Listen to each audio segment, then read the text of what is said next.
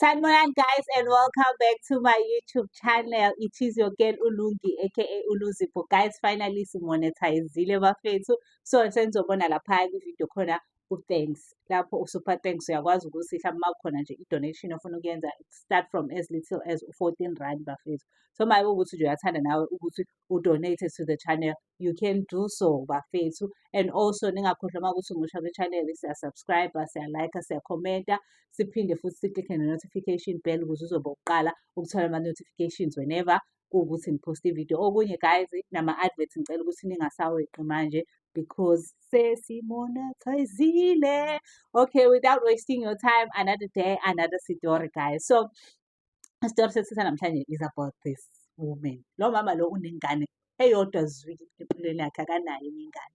So, umama ingane yakhe isikhulile isise-matric.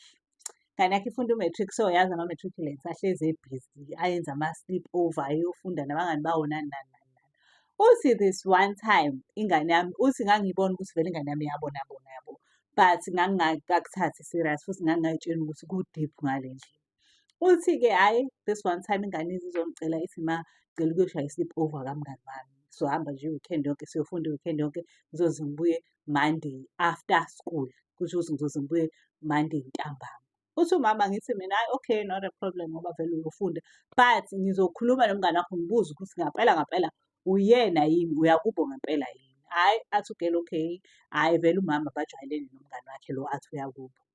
Uthi ugeli hhayi, umama-ke uthi umama lo elentuze-ke asende-ke i-WhatsApp abuze, hayi bo, unjani Geliza, usibani banyana uthi uza lapho kini for a sleep over, sizoqala Friday niyoze ebuye ekhaya Monday. Is that true? Athi umngani yebo, Nkosi yami uzobe la ekhaya, kuzobe ku-right nje, kuzobe kukhona noma uyena ozosigada nani nani nani. Umama-ke avedane athi nje okay, I take that yabo. Angabe sayiqala mhlawumbe adlulele kuma wengane abuze naye ukuthi hayibo mawabo, ngizwa kuthiwa beza lapho yabo, ngoba vele useshilo umngani kusho ukuthi into ekhona vele. Hhayi, okay cool. Hhayi, uthi umama-ke ivumela ingane yabo ayipakishele aze ayiphathise nomngenandlini. Ukuthi phela uma ifika lapha mngani naye ifike iphethe something because uzoba-host-a yabo. Uthi hhayi ngiphe ngisho nemali ingane ngoba ingane iyahamba. Hhayi, ihamba ingane. Uma ihamba ingane, sha Friday ingane ayikho okay, iyamteksta-ke bayaxoxa yabo, isho ukuthi hhayi ngi-right nani nani nani nani nani. Okay, and then Saturday bayaxoxa nengane but later that day akasayitholi umama ingane efonini yabo. Hhayi, alentuza abuze lo athi, hawu ngiyazama ukuxhumana noSibani angimtholi. Athi lo hhayi khona ifoni yakhe usayishajile yabo nani nani nani. Hhayi, uthi okay cool futhi akumfikeli ukuthi yabo afune ukukhuluma naye or enzeni. Okwakhe nje into awaredi ngayo ukuthi ingane yakhe i-right, i-safe and sound la ikhona. Hhayi, nokuthi akafuni lokhu ebaphazamisa cause phela bazofunda at the end of the day. Hhayi, uthi ugeli-ke avedane asuke lapho-ke. Umama-ke uthi ingane ushaya uSunday, uthi ingane akayitholi ucingweni naye futhi angafoni-ke on Sunday because naye akasafuni ukuba lo mama oyisicefe yabo. Hhayi, kuhambe-ke kushaya uMonday-ke, ulindele ukuthi ingane yakhe izobuya Monday afternoon. Luthi ingane Monday afternoon kuze kuhlwe. Hhayi bo, afone manje afonele lo geli athi, hayi bo ntombazane, nayi ingane ingabuyi kanti what's happening? Athi nje umngani, hayi bo ma akabuyanga. Ethe esikoleni ubekhona yini? Sekubuza umama. Isho ingane ithi ubengekho esikoleni. Kanjani ngoba benizosuka nonke kini ekuseni mase niyafika esikoleni. Hhayi, ingane ivele iqale manje isinamalimi isiyangingiza, ithi hhayi ma ngizobuyela kuwena. Uthi umama okay cool yabo, kodwa nje senginakho ukuphenikha-ke manje ukuthi kanti kwenzakalani ngengane yami yabo. Uthi hhayi ethi ngizobuyela kuwena ngisazama ukumfonela. Uthi hhayi memfonela umngani, azame umngani kushuthi ngale yokufona ifoni ayingeni. Hhayi, ziqale-ke manje i-problems. Uthi ugeli hhayi, ngiqale-ke manje ngibe worried ukuthi hayibo ingane yami idliwe yini ngempela.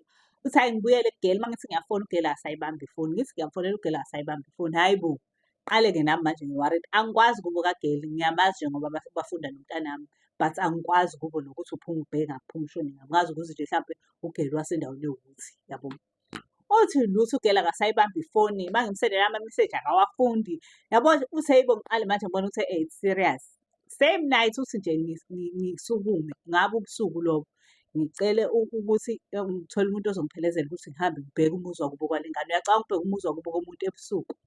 Uthi hhayi ngihambe, uthi uma ngihamba ngifike nangempela hhayi ngulentuzeke. Uthi ngibheke ngakuleyo ndawo kuthiwa ingakubo, ngibheke. Uthi nje akungifikeli futhi ukuthi ehene, uthi ngiyabuka ukuthi ngiyafuna ukufonela esikoleni but kobe kuyinto yaningi leyo yabo. Uthi nje futhi nje akungifikeli ukuthi ngifonele esikoleni. Hhayi ngibheke ngingawutholi umuzwa wabo kwentombi ngize ngibuyele emuva. Uthi uma ngibuyela, mese lo muntu obengihambisile athi hhayi bo, why ungalindi kusasa mase ufonele esikoleni? Cause uthi wazama ukuvula i-case e-police steshi, kwathiwa umuntu i-case yomuntu olahlekile phela cause ingane ayisabuyi, nalaba ababatholi yabo. Kwathiwa nje hhayi uzoyivula after 24 hours. Uthi hhayi ebuyele. Uthi lo mngani wakhe amtshele ukuthi hhayi bo, why ungavedane ufonele esikoleni ekuseni? Try and find out ukuthi ingane ikhona yini yabo. Ukuthi ingane ibikhona yini emini nani nani nani yabo. Hhayi, uthi kugeli-ke kuse nangempela ngakusasa, uthi ukusa kwabonwa ngifonele esikoleni. Kushiwo kuthiwa ingane ayikaze zifike nje. Ngisho nangolwesihlanu lo ingane yayingekho esikoleni. Hhayi bo, uthi umama ngiqale-ke manje ngixabeka ukuthi hhayi bo kanti kwenzakalani? Uthi hhayi ngivedane ngigqoke ngiqonde khona esikoleni. Uma ngifika esikoleni ngizofuna le ngane phela le. Uma ngifika ugeli ulovile. Kuthiwa kade ekhona izolo kodwa namhlanje akekho. Uthi ngithi nje unamanga. Uthi hhayi ngihambe-ke. Uma ngihamba ngifike ngingekho-ke, sekuyisemini-ke manje nasesikoleni sengiyabuza akekho owaziyo ukuthi kube uhlalaphi, hhayi bebe khona-ke abaziyo-ke, ngiyalelwe-ke ukuthi ngishone khona. Uma ngifika khona ingane vele ibaleke iyocasha. Hawu, hhayi ngifike uma ngifica ubaba wakhona, ngikhulume nobaba wakhona, baba niyaphila kanjani? Nginenkinga la ngizofuna usibanibani. Hhayi ambize ubaba wakhona ephuma useyakhala usibanibani. Uthi umama ngibuza ukuthi yini ekhalelayo? Uthi akhulume-ke athini into emphatha kabi, yena umngani wakhe wamcela, wathi ucela ukuthi angasho uyahamba uya kwi-boyfriend yakhe bane-weekend away. Hhayi bo, kodwa ngakufonela nje ngane ngakubuza ngathi iphi ingane wayivuma wena wathi khona. Ehe wayengigqibile wathi angosho ukuthi ehene ulentuzile, ukuthi ukhona la ekhaya so that ngeke uze kunake-ke ukuthi useyabona bona. Hhayi kuthiwa ubaba wale ngane athathe induku ayishise kule ngane, ayishaye seniyabona seniphuma la emakini nithi niyofunda. Usukwazi ukukhava abantu abaya emadodeni wena yabo, ayishaye ingane. Hhayi athi umama-ke nje ngane yami uthandaze ukuthi eyami ingane ngiyithole ngoba ngangayithola uzowukhomba umuzi onotshwala. Hhayi uthi umama hambe, qale-ke manje kuvulwe-ke i-case-ke ye-missing person because sekucacile ukuthi ingane inyamalele. Buze uya kuphi nezwe angashongo. Ubani i-boyfriend yakhe akwaziwa. Hhayi bo. Uthi umama hhayi ahambe-ke abuyele ekhaya-ke manje kufakwe-ke isithombe sa-missing person.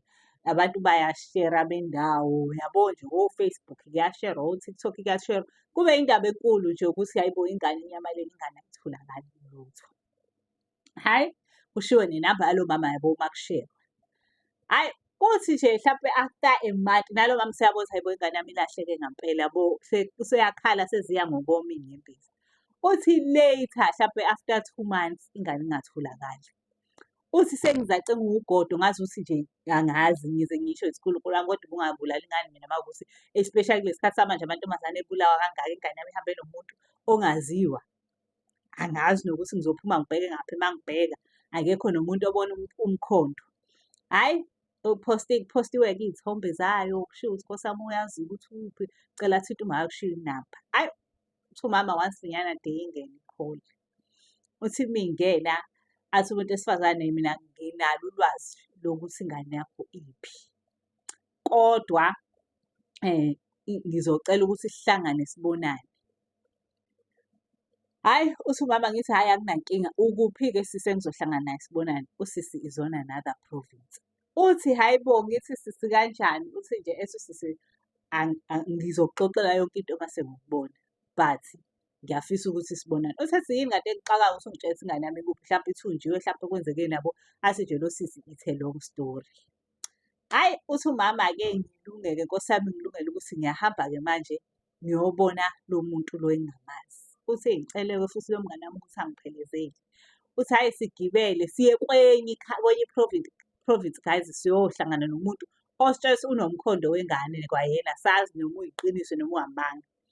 Uthi hhayi sambeke ukuthi masifika usisi ahlale phansi yezwa. Uthi usisi uhlala emzini omuhleni. Uthi usisi avele asidinde isililo. Hawu uthi ngixakeke ukuthi hawu usisi wakhala manje ingane yami i-right kodwa. Uthi ethi usisi kahle kahle lento engiyenzayo ngiyenza ngoba ngidabukela wena but ingane yakho yangigiligoda, yangikhombisa ama-flames. Hhayi bo, ethi umama kanjani sisikhuluma mina ngifuna ingane yami. Athi ehhene uyangibona mina ngiwunkosikazi, asho ukuthi uwunkosikazi kaba ushadele kulo muzi, umuzi wakhe lo ushadile. Wathi uyangibuka manje ngizilile, ngizilele umyeni wami. Umyeni wami wahamba la ku-Friday, wathi uyahamba nomsebenzi. Mehamba ethi uhamba nomsebenzi umyeni wami, waba kwingozi yemoto ngo-Saturday. Kwaba isiphihli sengozi yemoto. Mayeba kule ngozi yemoto, kwatholakala ukuthi ubenomuntu wesifazane kuleyo moto leyo, kuleyo ngozi leyo. So umuntu wesifazane akekho umuntu obekhona ukuthola ukuthi uwubani wakabani kanjani kanjani. And then angazi ukuthi kwagcina kuphele ngomuntu wesifazane, but umyeni wami ngakhona ukumthola kade engcwatshwa nje not so long ago. Untombazane lo, ngiyakholelwa ukuthi untombazane awayenayo ingane yakho. Due to ukuthi umyeni wami ngenkathi sebebuyisa ifoni yakhe, ngaba ne-access to ifoni yakhe, ngabona ukuthi wayeplana nengane yakho, beplana ukuthi bahamba nayo baya kwi-weekend away. Mina ngazi ukuthi umyeni wami uhamba ngomsebenzi, kanti umyeni wami uyahamba uyayikhipha nengane yakho. Uthi usisi wangivulela ama-chats, bathi nayi ingxoxo phakathi kwamyeni wami nengane yakho, and ingane yakho knew very well ukuthi umyeni wami ushade nami. But ingane yakho still ya-choose-a ukuthi bangenze isilima nomyeni wami. Uthi and igazi lalingitshena that day umyeni wami ehamba la ukuthi khona into e-off. Ethi mina ngumuntu wedloziwe mina, umuntu odlalela kimi akujwayele ukuthi aphumelele. Uthi ngangizwa nasegazini ukuthi something is off. Uthi ngathola-ke ukuthi ingane yakho le, kanti ngizobona vele ku-trend ukuthi kufuneka ingane kanje kanje kanje kanje. Yonke into engiyenzayo angiyenzeli ingane yakho, but ngenzela wena because I can feel i-pain. Ngiyayazi ukuthi kunzima kanjani ukulahlekelwa umuntu, sake salahlekelwa nathi ekhaya umuntu singamtholi.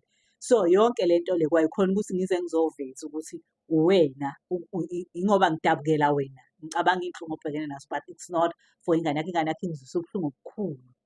Ngiphile kabuhlungu mina emzini wami the day ingane yakho ifika, and uma ngibuka ama-chat ekufikeni kwengane yakho, ila mina engaqala ukuhlukumezeka emendweni wami.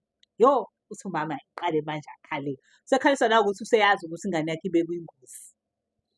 Hhayi, and ingane yakhe kuyacaca ukuthi ishonile ngoba uthi they couldn't recognize umuntu wesifazane obeseceleni. Hhayi, akhale umama athi ntombazane ngisize ngizokwenzenjani ukuze ngithole nje ithambo lengane yami. Hhayi, uthi-ke ugeli baye kwi-police station-ke. Uthi befika e-police station, asho kumama ukuthi umama wengane ingozi eyenzeka into esinema-months yenzeka.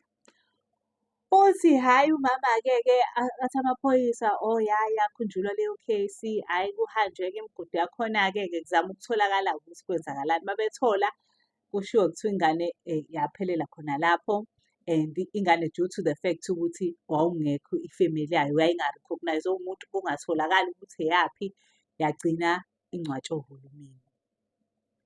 Yo, uthi lo mama ngayizwa inhliziyo yami ishona phansi ukuthi how could she, ingane yami ingayenza kanjani into enzima kangaka ukuthi ingasuka ekhaya iqambe amanga ize ibhekane nobunzima obungaka, ihlukumeze umuntu wabantu kangaka, ihlukumeze kwanami kangaka. Yini le engaka ingane yami engangingayenzeli yona? Uthi ingane yami was the only child and ngangiyenzela inoma yini. So ayikho into eyangilimaza njengokwazi ukuthi ingane yami still yaphuma yashiya yonke into enhle engiyenzela yona yahamba. Uthi mina ama-weekend away ngangiwenza nengane yami.